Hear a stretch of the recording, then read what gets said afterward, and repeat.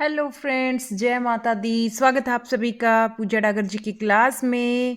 हम साइंस जी के कर रहे हैं टॉपिक वाइज। हमारा 10th टॉपिक चल रहा है। इसका सेकंड पार्ट रहेगा क्योंकि इसके कुछ क्वेश्चंस बच गए थे फ्रेंड्स, कंप्लीट नहीं हो पाया था ये चैप्टर। तो इसके 15 क्वेश्चन आज वाली क्लास पे रहेंगे, बस केवल 15 क्वेश्चन। प्लीज़ वीडियो में अंत तक जुड़े रहें। और हमारा जो टॉपिक का नाम है ये है परमाणु, अणु और संरचनात्मक पहलू। इंग्लिश में बोलेंगे इसको atom, molecules and structural aspects. ठीक है, तो जल्दी से जुड़ जाइए फ्रेंड्स। 3 बज गए हैं, अपनी क्लास शुरू हो गई है। जल्दी से स्टार्ट करते हैं अपनी क्लास को। इससे पहले हमने बहुत से इसके 10 पार्ट कर चुके हैं, तो आपको डिस्क्रिप्शन बॉक्स में लिंक मिल जाएगा। टॉपिक वाइज हम एमसीक्यू क्वेश्चंस की केवल प्रैक्टिस करते हैं। तो कुछ क्वेश्चंस की अगर डिटेल मेरे को लगता है कि बतानी चाहिए तो मैं बता देती हूँ, नहीं तो मैं ज़्यादा इसको लंबा नहीं खींचती हूँ वीडियो को। केवल आधा घंटा करते हैं केवल हम क्वेश्चंस की प्रैक्टिस करते हैं। तो जुड़ जाइए अगर चैनल से अभी तक नहीं जुड़े हैं। अगर सब्सक्राइब नहीं किया है तो प्लीज़ सब्सक्राइब कर लीजिए चैनल को, आपके लिए बहुत ज़्यादा यूजफुल रहने वाला है। पूरे दिन में केवल आधा घंटा आप साइंस को देते हो तो मुझे नहीं लगता साइंस का कोई भी क्वेश्चन आपसे गलत हो जाएगा किसी भी पेपर में। तो जल्दी से शुरू करते हैं क्वेश्चन नंबर 1 से। भौतिक परिवर्तन का एक उदाहरण है। तो इनमें से जो भौतिक परिवर्तन का है, क्या उदाहरण है? मोमबत्ती का जलना, हवा में चांदी के बर्तन का काला होना, या फिर दूध से दही का बनना, या फिर पानी में चीनी का घुलना। इनमें से भौतिक परिवर्तन कौन सा है? तो इस क्वेश्चन की फ्रेंड्स मैं थोड़ा डिटेल में आपको बताती हूँ। जो मोमबत्ती का जलना है ये एक भौतिक प्रक्रिया भी होती है, एक रासायनिक प्रक्रिया होती है, लेकिन इसकी ज़्यादातर हम इसको रासायनिक प्रक्रिया मानते हैं, रासायनिक परिवर्तन इसका मानते हैं। क्योंकि जब मोमबत्ती जलती है फ्रेंड्स तो यह कैसी प्रक्रिया है? रासायनिक प्रक्रिया है। कैसे? अभी बताती हूँ मैं। रासायनिक प्रक्रिया होती है यह परिवर्तन, रासायनिक परिवर्तन होता है यह। ठीक है, रासायनिक परिवर्तन होता है इसमें। और मोमबत्ती जब जलती है तो जो मोम है वो पिघल जाता है और वो गैसीय अवस्था में परिवर्तित हो जाता है, तो वो रासायनिक परिवर्तन है। और जैसे जब हम मोम को इकट्ठा करते हैं और उसको गर्म करते हैं तो वो मोम क्या होता है, वो गैसीय अवस्था में यानी तरल अवस्था में हो जाता है और कुछ समय के बाद वो जम जाता है, तो वो रासायनिक परिवर्तन है। कैसा परिवर्तन है उसमें? रासायनिक परिवर्तन है। ठीक है, क्योंकि वो अपने पूर्ण रूप में आ जाता है दोबारा से, तो रासायनिक परिवर्तन है। अगर यहां से क्वेश्चन मोमबत्ती वाला आ जाए यानी भौतिक परिवर्तन की जगह यहां से क्वेश्चन आ जाए रासायनिक परिवर्तन का एक उदाहरण दीजिए, तो इनमें से आपको मोमबत्ती वाले पे टिक करना है अगर रासायनिक परिवर्तन हो तो। लेकिन अगर भौतिक परिवर्तन है तो इनमें से हमारा क्या रहेगा? पानी में चीनी का घुलना। ये हमारा रासायनिक भौतिक परिवर्तन है। कैसा परिवर्तन है? पानी में जब चीनी घुल जाती है तो दोबारा हम उस चीनी को चीनी नहीं बना सकते, केवल पानी में वो जो घुल जाती है बिल्कुल खत्म हो जाती है, तो इसको हम चेंज नहीं कर सकते, दोबारा से उसके पूर्ण रूप में नहीं ला सकते, तो वो भौतिक परिवर्तन है। कैसा परिवर्तन है? वो भौतिक परिवर्तन है। और हवा में चांदी के बर्तन का काला होना। जो हवा में चांदी का बर्तन काला हो जाता है वो क्यों होता है फ्रेंड्स? वो भी मैं आपको बताती हूँ।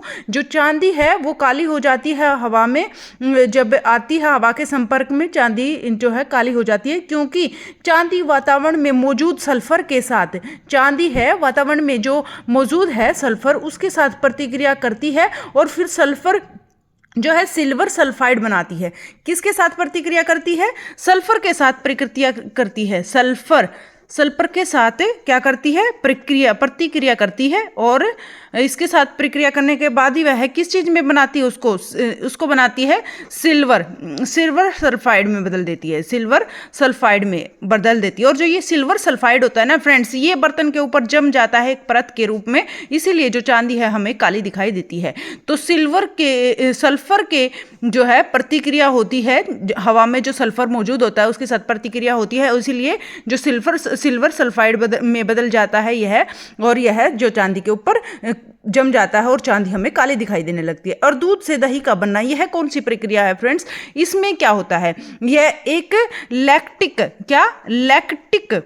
किण्वन प्रक्रिया है। लैक्टिक किण्वन प्रक्रिया है यह, लैक्टिक किण्वन प्रक्रिया। ये लैक्टिक किण्वन प्रक्रिया में ये लैक्टिक होता है जो ये दूध है उसको खट्टा बना देता है और दही में परिवर्तित कर देता है, तो लैक्टिक किण्वन प्रक्रिया है। याद रखना है, तीनों का तीनों बहुत ज़्यादा इंपॉर्टेंट है, इसीलिए मैंने इसको डिटेल में बताया है।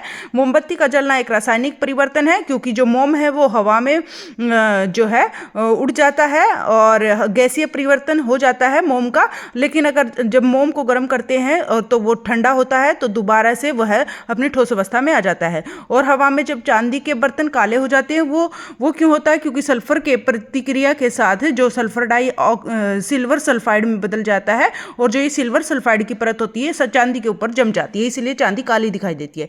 और दूध से दही का बनना ये एक लैक्टिक किण्वन प्रक्रिया है। लैक्टिक किण्वन प्रक्रिया है। यहाँ से देखो 4 क्वेश्चन बन गए हैं हमारे। पानी में चीनी का घुलना एक भौतिक परिवर्तन है, क्योंकि पानी में जब चीनी का घुल जाना हो जाता है, तो उसके बाद चीनी को हम दोबारा से उसके रूप में नहीं ला सकते।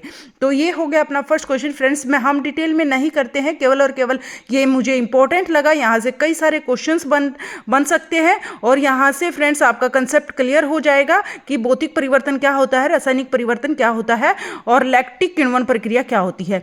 तो ये इसीलिए मैंने यहाँ से डिटेल में करवा दिया ये क्वेश्चन। बाकी हम डिटेल में क्वेश्चंस नहीं करते, केवल और केवल प्रैक्टिस करते हैं क्वेश्चंस की। तो क्वेश्चन नंबर 2 देख लेते हैं। क्वेश्चन नंबर 2 क्या है? इसका आंसर क्या रहेगा फ्रेंड्स? क्वेश्चन नंबर 1 का आंसर रहेगा हमारा डी। क्या रहेगा अपना? डी आंसर रहेगा फ्रेंड्स। डी आंसर में है पानी में चीनी का घुलना एक जो है भौतिक परिवर्तन का उदाहरण है। आगे चलते हैं। क्वेश्चन नंबर 2, किसी तत्व के रासायनिक गुणधर्म किस पर निर्भर करते हैं? जो किसी तत्व के रासायनिक गुणधर्म होते हैं वो किस पर निर्भर करते हैं? इनमें से तत्व के रासायनिक गुणधर्म किस पर डिपेंड करते हैं, किस पर निर्भर करते हैं? तत्वों की द्रव्यमान संख्या पर, तत्वों के समस्थानिकों की संख्या पर, या फिर सी तत्वों में न्यूट्रॉनों की कुल संख्या पर, या फिर डी तत्वों की सबसे बाहरी कोश में इलेक्ट्रॉनों की संख्या पर। तो क्या इस पर डिपेंड करता है? किसी तत्व के रासायनिक गुणधर्म किस पर निर्भर करते हैं? तो तत्वों के जो रासायनिक गुणधर्म है वो निर्भर करते हैं तत्वों की सबसे बाहरी कोश में इलेक्ट्रॉनों की संख्या। सबसे बाहरी जो कोश होता है उसमें इलेक्ट्रॉनों की संख्या है, उस पर डिपेंड करता है। तत्वों के रासायनिक गुणधर्म है वे इलेक्ट्रॉनों की संख्या पर निर्भर करते हैं। तत्वों की सबसे बाहरी कोश में इलेक्ट्रॉनों की संख्या पर तत्वों के रासायनिक गुणधर्म निर्भर करते हैं। ये हो गया अपना सेकंड क्वेश्चन फ्रेंड्स। इसका आंसर रहेगा डी। आगे चलते हैं क्वेश्चन नंबर 3 पर। प्लीज वीडियो को लाइक कर दीजिए, ज्यादा से ज्यादा शेयर करना ना भूलें प्लीज, और चैनल पर नए हैं तो प्लीज चैनल को सब्सक्राइब भी कर लीजिए। क्वेश्चन नंबर 3, निम्नलिखित कथनों में से कौन सा एक सही नहीं है? इनमें से कौन सा कथन एक सही नहीं है? हाइड्रोजन सबसे हल्का तत्व है। हाइड्रोजन एक तत्व है। हाइड्रोजन के कोई समस्थानिक नहीं होते हैं, और हाइड्रोजन और ऑक्सीजन एक विस्फोट का मिश्रण बनाते हैं। तो इनमें से कौन सा एक सही नहीं है? तो नहीं का बिल्कुल मैं बार बार बताती हूं, नहीं का आपको बिल्कुल ध्यान रखना है। नहीं यानी इनमें से हमारे 3 सही हैं और एक गलत है। तो इसका क्या आंसर रहेगा फ्रेंड्स? हाइड्रोजन एक हल्का तत्व है। हमें पता है हाइड्रोजन कैसा तत्व है? एक हल्का तत्व है। हाइड्रोजन एक हल्का तत्व है। हाइड्रोजन एक तत्व है। हाइड्रोजन एक क्या है? तत्व है, हल्का है और तत्व है। और हाइड्रोजन के कोई समस्थानिक नहीं होते, ये हमारा गलत है। हाइड्रोजन के समस्थानिक होते हैं, तो हाइड्रोजन के कोई समस्थानिक नहीं होते, ये गलत है। और तो इसका आंसर रहेगा सी। और ये भी देख लेते हैं, हाइड्रोजन और ऑक्सीजन दोनों एक साथ विस्फोटक मिश्रण बनाते हैं। हाइड्रोजन और ऑक्सीजन एक साथ मिलकर क्या बनाते हैं? एक मिश्रण बनाकर एक विस्फोटक मिश्रण बनाते हैं। ठीक है फ्रेंड्स, तो इसका आंसर रहेगा सी। ये हमारा हाइड्रोजन का कोई समस्थानिक नहीं होता, ये गलत है। हाइड्रोजन के समस्थानिक होते हैं। तो ये हो गए अपने 3 क्वेश्चन फ्रेंड्स। अगर क्वेश्चंस अच्छे लगे तो प्लीज ज्यादा से ज्यादा शेयर करें वीडियो को। क्वेश्चन नंबर 4 देख लेते हैं। प्लीज अंत तक जुड़े रहें वीडियो में। केवल और केवल आधे घंटे की अपनी क्लास होती है। केवल 15 क्वेश्चन हमने रखे हैं आज की क्लास में, ज्यादा नहीं है। ये टॉपिक आज कंप्लीट हो जाएगा। इसके 2 पार्ट बने हैं। फर्स्ट पार्ट हम कर चुके हैं, सेकेंड पार्ट हम कर रहे हैं। अगर आपने फर्स्ट पार्ट नहीं देखा तो आप देख लीजिएगा, डिस्क्रिप्शन बॉक्स में लिंक मिल जाएगा। क्वेश्चन नंबर 4 देख लेते हैं। क्वेश्चन नंबर 4 क्या है फ्रेंड्स? निम्नलिखित कथनों में से कौन सा एक सही नहीं है? इनमें से कौन सा एक सही नहीं है? तो इस तरह के क्वेश्चंस फ्रेंड्स काफ़ी टाइम कंज्यूम करते हैं, इसलिए इस तरह के क्वेश्चंस एग्जाम में डाले जाते हैं। तो इसलिए हमें केवल और केवल प्रैक्टिस चाहिए। प्रैक्टिस अगर हम कर लेते हैं क्वेश्चंस की, तो इजीली हम इन जैसे क्वेश्चंस को कंप्लीटली सॉल्व कर पाएंगे। क्वेश्चन नंबर 4, निम्नलिखित कथनों में से कौन सा एक कथन सही नहीं है? तो किसी तत्व के परमाणुओं की द्रव्यमान संख्याएं भिन्न भिन्न हो सकती हैं। किसी तत्व के परमाणुओं की द्रव्यमान संख्या भिन्न भिन्न हो सकती हैं। तो ये नहीं का बताना है, तो ध्यान से देखो, विभिन्न तत्वों के परमाणुओं की द्रव्यमान संख्याएं समान हो सकती हैं। किसी तत्व के सभी परमाणुओं में प्रोटीनों की संख्याएं समान होती हैं।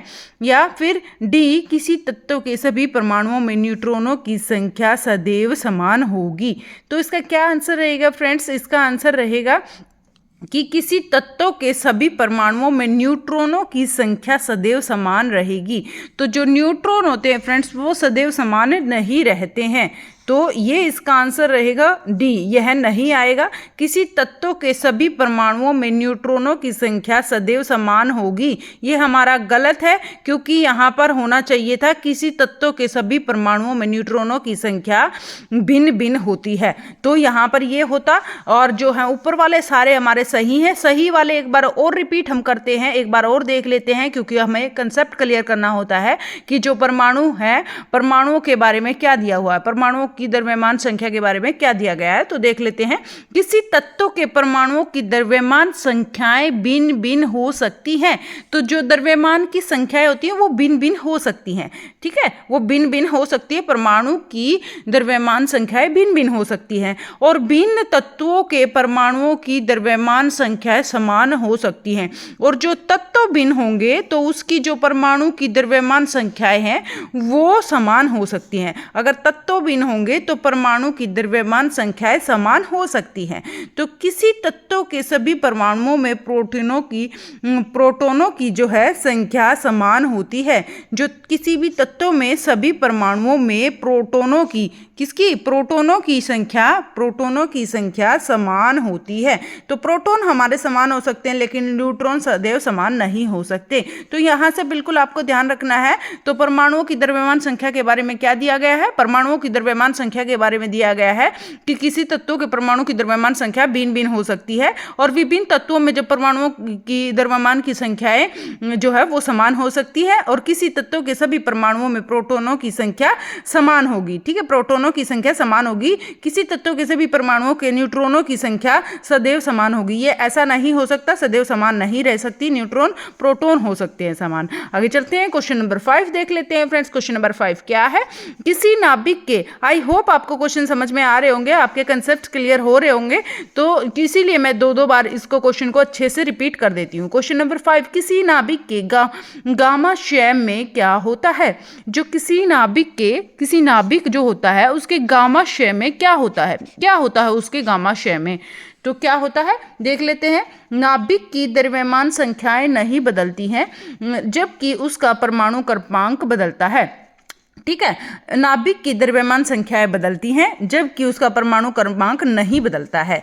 नाभिक की द्रव्यमान संख्याएं और परमाणु क्रमांक दोनों बदलते हैं, या किसी तत्व के सभी परमाणुओं में न्यूट्रॉनों की संख्या सदैव समान होगी, या न तो नाभिक की द्रव्यमान संख्या बदलती है और न ही परमाणु क्रमांक बदलता है। तो इनमें से पहले तो हमें क्वेश्चन में देखना है कि क्या दे रखा है, नहीं का पूछा है या फिर वैसे ही क्वेश्चन पूछा गया है। तो देखना है किसी नाभिक के गामाशय में क्या होता है।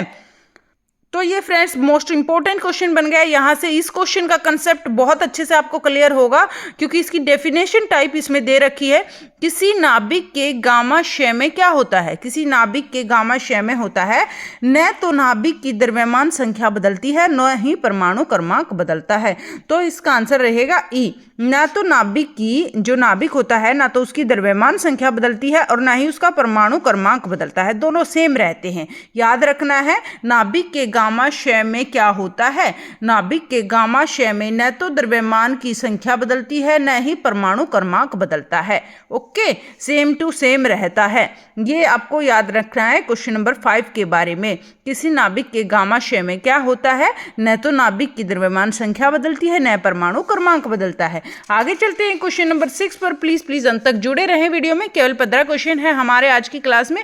केवल आधा घंटा की क्लास करते हैं हम, इससे ज़्यादा नहीं करते हैं, क्योंकि साइंस है थोड़ा बोरिंग हो जाता है। अगर ज़्यादा क्वेश्चन मैं रखती हूँ तो वो नहीं हो पाते हैं। क्वेश्चन नंबर 6, किसी परमाणु न्यूक्लियस में प्रोटॉनों और न्यूट्रॉनों को बनाने वाले मूल कणों को क्वार्क नाम निम्नलिखित में से किसने दिया?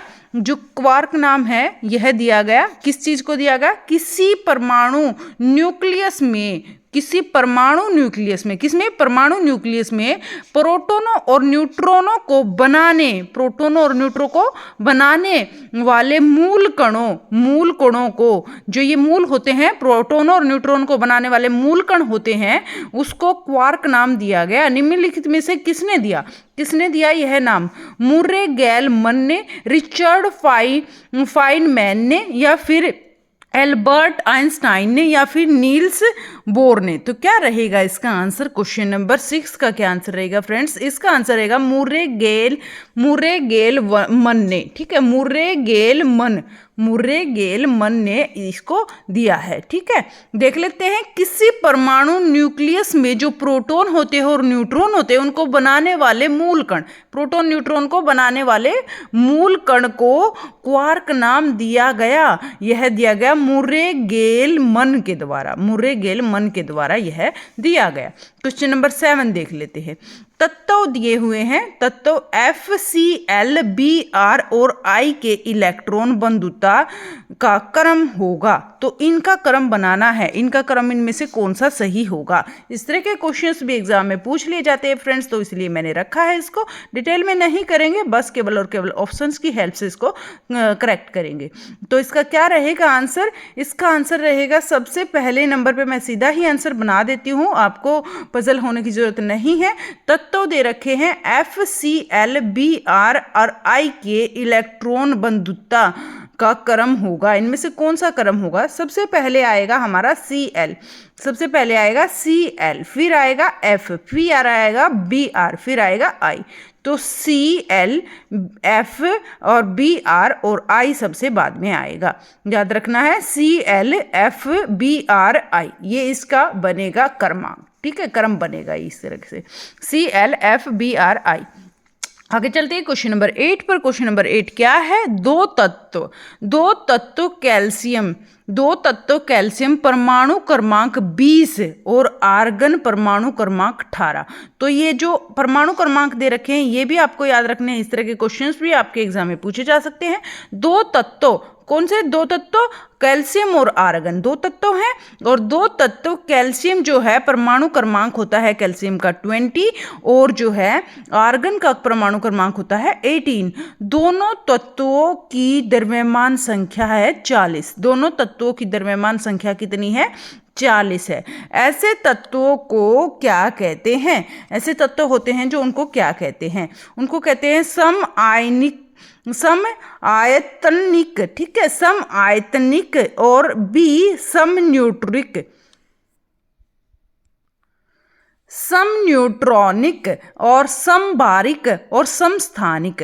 तो इनमें से क्या कहते हैं? दो तत्व कैल्शियम और आर्गन दे रखे हैं। कैल्शियम का मान होता है 20 और आर्गन का मान होता है, परमाणु क्रमांक होता है 18, और दोनों तत्वों का जो द्रव्यमान संख्या होती है 40 होती है। ऐसे तत्वों को क्या कहते हैं?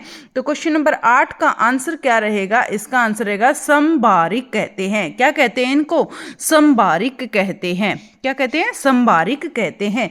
क्वेश्चन नंबर 9, किसी परमाणु के लिए पलम पुडिंग मॉडल किसके द्वारा दिया गया? किसी परमाणु के लिए पलम पुडिंग मॉडल, ये जो है पलम पुडिंग मॉडल जो है, यह किसके द्वारा दिया गया?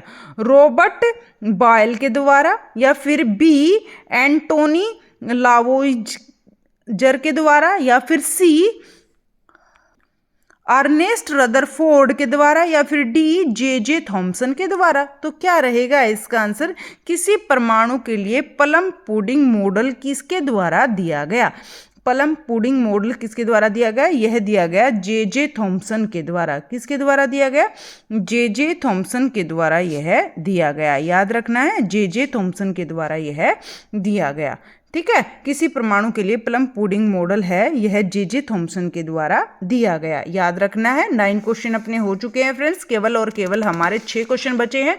15 ही क्वेश्चन मैंने आज की क्लास पर रखे हैं, तो प्लीज़ अंत तक जुड़े रहें।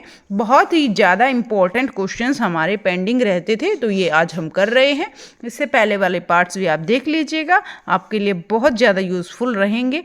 ओजोन परत में छिद्र का मुख्य कारण है, ओजोन परत होती है उसमें जो छेद हो रहा है। ओजोन परत समझते हो, जो हमारा जो है हमारी अर्थ है, अर्थ के ऊपर एक लेयर है, हमारी अर्थ के ऊपर जो है एक लेयर है, उस वह लेयर इतनी इतनी मोटी है वो लेयर कि जो सूर्य से किरणें आती हैं, जो सूर्य से प्रकाश आता है, सूर्य से जो प्रकाश आता है वो जब सीधा आता है तो उस प्रकाश में बहुत ज़्यादा हानिकारक क्या होती हैं, पराबैंगनी विकिरणें होती हैं, और जो ये परत होती है ये उनको तो यहीं अवशोषित कर लेती हैं और जो है अच्छी जो किरणें होती हैं उनको जो है धरती पर भेज देती हैं। तो यहाँ पर जो ओजोन लेयर में क्या हो रहा है, एक छिद्र हो रहा है, छेद हो रहा है एक ओजोन लेयर में। जो ये ओजोन लेयर में छेद हो रहा है, इसमें से जो सूर्य की हानिकारक पराबैंगनी विकिरणें सीधे हमारे धरती पर आ रही हैं, जिसकी वजह से क्या हो रहा है, कैंसर्स वगैरह जो है, कैंसर बीमारी फैल रही है। तो ये क्यों हो रहा है, जो पोल्यूशन है, पोल्यूशन जो है ये इतना बढ़ गया है, पोल्यूशन की वजह से ऐसा हो रहा है। ठीक है, तो पॉल्यूशन की वजह से जो ये ओजोन लेयर है इसमें छेद हो रहा है। और ये कौन सी गैस सबसे ज़्यादा हानिकारक होती है इस ओजोन लेयर को, जो हार्म पहुंचा रही है, सबसे हानिकारक गैस कौन सी है, तो ये होती है लेड। देख लेते हैं एक बार ऑप्शंस में क्या दे रखा है, लेड टेट्रा एल्कीलस, या फिर क्लोरोफ्लोरोकार्बन, या फिर प्रकाश, या फिर मेटल कार्बनिक्स। तो क्या रहेगा इसका आंसर, इसका आंसर रहेगा क्लोरोफ्लोरोकार्बन, क्लोरोफ्लोरोकार्बन, ये इसका CFC इसका आंसर रहेगा क्लोरोफ्लोरोकार्बन, इसका आंसर रहेगा। जो ये क्लोरोफ्लोरोकार्बन होती है फ्रेंड्स, ये कहाँ से निकलती है, सबसे ज़्यादा ये निकलती है हमारे जो फ्रिज होते हैं उससे, और जो हमारी जो AC होती है उससे, AC से और फ्रिज की गैस से ये क्लोरोफ्लोरोकार्बन सबसे ज़्यादा निकलती है, और ये हमारे जो इन्वायरमेंट को बहुत ज़्यादा पोल्यूटेड कर रही है, और जिसकी वजह से ओजोन लेयर में छिद्र हो रहा है। तो क्लोरोफ्लोरोकार्बन सबसे हानिकारक है, ओजोन परत में छिद्र का मुख्य कारण है। आगे चलते हैं क्वेश्चन नंबर 11 पर, अणु आयन और ये दे रखे हैं ज्यामितीय संरचना। तो ये दे रखी है ज्यामितीय संरचना, मैंने सीधा ही मिलान करके लिख दिया है क्योंकि साइंस से थोड़ा टफ है तो अच्छे से याद हो जाएगा। BF4 जो है इसको क्या बोलते हैं, BF4 का जो है ये अणु है, ये अणु है, ये है ज्यामितीय संरचना है इनकी। ठीक है, BF4 है, ये क्या है, टेट्राहेड्रल, क्या है ये, टेट्राहेड्रल, BF4 को बोलते हैं टेट्राहेड्रल। आगे चलते हैं, BRF4 को क्या बोलते हैं, BRF4 को बोलते हैं स्कावियर प्लेनर। ठीक है, स्कावियर प्लेनर उसको बोलते हैं। BRF5 को क्या बोलते हैं, स्कावियर, तो इसको बोलते हैं वाइप्रेमिडल। ठीक है, स्काइवर वाइप्रेमिडल बोलते हैं BRF5 को, और PF5 को क्या बोलते हैं, ट्राइगोनो, ठीक है, ट्राइडगोनल बोलते हैं इसको, और वाइप्रेमिडल। तो ये इसके नाम हो गए फ्रेंड्स, थोड़ा सा टफ है ये नाम, तो एक बार इसको 2-3 बार आप देख लीजिएगा, अच्छे से आपको लर्न हो जाएंगे। और आगे चलते हैं क्वेश्चन नंबर 12 पर, किसी तत्व का सर्वाधिक अभिलाक्षणिक गुणधर्म निम्नलिखित में से कौन सा है। तो किसी तत्व का सर्वाधिक सबसे ज्यादा अभिलाक्षणिक गुणधर्म इनमें से कौन सा है, क्वथनांक है, घनत्व है, द्रव्यमान है, परमाणु क्रमांक है। तो क्या इसका आंसर रहेगा, इसका आंसर रहेगा क्वेश्चन नंबर 12 का क्या आंसर रहेगा फ्रेंड्स, क्वेश्चन नंबर 12 का आंसर रहेगा परमाणु क्रमांक। ठीक है, परमाणु क्रमांक एक बार देख लेते हैं, किसी तत्व का सर्वाधिक अभिलाक्षणिक गुणधर्म निम्नलिखित में से कौन सा है। तत्व का सर्वाधिक अभिलाक्षणिक गुणधर्म है परमाणु क्रमांक, ये सबसे ज्यादा इंपॉर्टेंट है हर एक तत्व के लिए, परमाणु क्रमांक। ठीक है, तो सर्वाधिक अभिलाक्षणिक गुणधर्म क्या है तत्व का, परमाणु क्रमांक होना चाहिए उसका। क्वेश्चन नंबर 13, यदि एक रेडियो एक्टिव शय में परमाणु क्रमांक एवं द्रव्यमान संख्या में कोई परिवर्तन नहीं होता तो कण जो उत्सर्जित होता है वह है। तो क्या है, यदि एक रेडियो एक्टिव क्षय में परमाणु क्रमांक, रेडियो एक्टिव क्षय में परमाणु क्रमांक एवं द्रव्यमान संख्या, दो होते ना, परमाणु क्रमांक होता है, एक द्रव्यमान संख्या होता है, जब दोनों में कोई परिवर्तन नहीं होता है, एज इट इज रहते हैं, नो चेंज, तो कण जो उत्सर्जित होता है वह है। तो उनमें से ऐसा कौन सा है जो कण उत्सर्जित होता है? दोनों सेम रहते हैं, उसमें कोई परिवर्तन नहीं होता। इलेक्ट्रॉन है, प्रोटॉन है, या फिर न्यूट्रॉन है, या फोटोन है। तो क्या इसका आंसर रहेगा फ्रेंड्स? इसका आंसर रहेगा फोटोन। क्या रहेगा? फोटोन आंसर रहेगा। ये रहेगा इसका आंसर। आगे चलते हैं क्वेश्चन नंबर 14 पर। केवल हमारे 15 प्लस क्वेश्चन है, बस 16 क्वेश्चन है, जल्दी से देख लेते हैं, 3 ही क्वेश्चन बाकी हैं। प्लीज अंत तक जुड़े रहें। क्वेश्चन नंबर 14 देख लेते हैं। एक इलेक्ट्रॉन एक विद्युत अक्षेत्र में एक साथ एक प्रकार प्रवेश करता है कि उसका वेग विद्युत बल रेखाओं की दिशा में ही है। ऐसी परिस्थिति में क्या होता है? एक जो इलेक्ट्रॉन होता है, एक इलेक्ट्रॉन एक विद्युत क्षेत्र में इस प्रकार प्रवेश करता है, इलेक्ट्रॉन विद्युत क्षेत्र में इस प्रकार प्रवेश करता है कि जो उसका वेग होता है, वेग विद्युत बल रेखाओं की दिशा में, वेग विद्युत बल रेखाओं की दिशा में ही है। तो ऐसी परिस्थिति में क्या होता है? इलेक्ट्रॉन का पथ एक परवलय होगा, या फिर इलेक्ट्रॉन का पथ वृत्त होगा, या फिर इलेक्ट्रॉन का वेग घटता है या इलेक्ट्रॉन का वेग बढ़ता है। तो कैसा होता है? तो इसका आंसर रहेगा जो इलेक्ट्रॉन है उसका वेग घटता है, इससे इलेक्ट्रॉन का वेग घटता है। सी आंसर रहेगा, इलेक्ट्रॉन का वेग घटता है।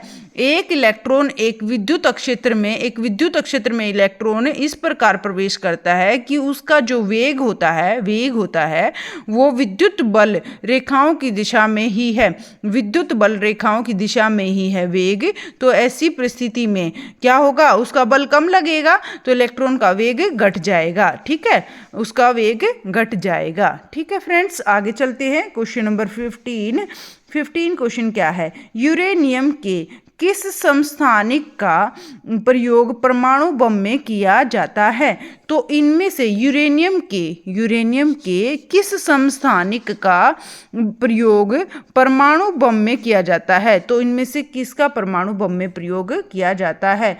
92U238, 92U237, या 92U235, या 92U239। तो क्या इसका आंसर रहेगा फ्रेंड्स? इसका आंसर रहेगा सी आंसर रहेगा, 92U235। ये इसका आंसर रहेगा 235, याद रखना है।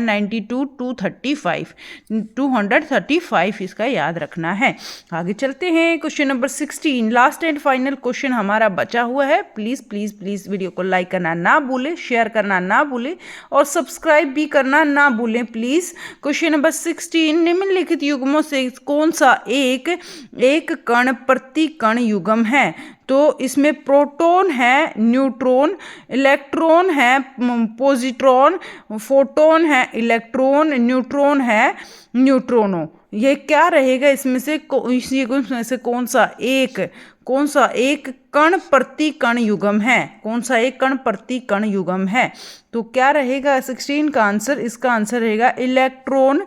जो इलेक्ट्रॉन है ये आएगा पॉजिट्रॉन, इलेक्ट्रॉन है पॉजिट्रॉन आएगा, इसका एक कण प्रति कण युग्म है, कण प्रति कण युग्म है इलेक्ट्रॉन का पॉजिट्रॉन, इलेक्ट्रॉन का पॉजिट्रॉन। ये हो गए अपने 16 क्वेश्चन फ्रेंड्स, अपनी हो गई कंप्लीट वीडियो, और कंप्लीट हमारा टॉपिक नंबर 10 हमारा क्या हो गया? कंप्लीट 2 पार्ट्स में इसको किया गया है। 20 क्वेश्चन एक में रखे गए, 15 क्वेश्चन एक में रखे गए हैं फ्रेंड्स। ठीक है, thank you so much video में अंत तक जुड़े रहने के लिए, थैंक यू वेरी मच, और इतना कीमती समय देने के लिए इस वीडियो को। आई होप आपको बहुत अच्छे से समझ में आया होगा। फिर मिलते हैं नेक्स्ट वीडियो में। नेक्स्ट वीडियो अपनी होती है शाम को 8 से 8:40 पर होती है एक वीडियो अपनी जीके की। उसमें प्रैक्टिस हम करते हैं, केवल जीके करते हैं। उसमें हमारा प्राचीन भारत का इतिहास चला हुआ है, तो वो भी आप देख लीजिएगा। अभी थोड़े पार्ट हुए, उसके तीसरा पार्ट हम करेंगे आज। ठीक है फ्रेंड्स, तो 8 से 8:40 पर प्लीज़ टाइम से क्लास पर आ जाइएगा आप। और ये 3 से हमारी 3:30 तक ये क्लास रहती है। इस क्लास में केवल हम साइंस करते हैं, और साइंस हम क्या कर रहे हैं, साइंस हम कर रहे हैं टॉपिक वाइज साइंस कर रहे हैं और कंप्लीट करेंगे साइंस को। प्लीज़ चैनल से अगर नहीं जुड़े हैं तो जुड़ जाइए, केवल आधा घंटा आप साइंस के लिए निकाल लीजिए। फिर मुझे नहीं लगता कि आपका कोई भी साइंस से रिलेटेड क्वेश्चन एग्जाम में रह जाएगा। ठीक है friends, thank you very much और कीप स्माइल, टेक केयर। शाम को मिलते हैं शाम वाली वीडियो पर, प्लीज़ टाइम से आप आ जाइएगा। ठीक है फ्रेंड्स, ओके, बाय बाय।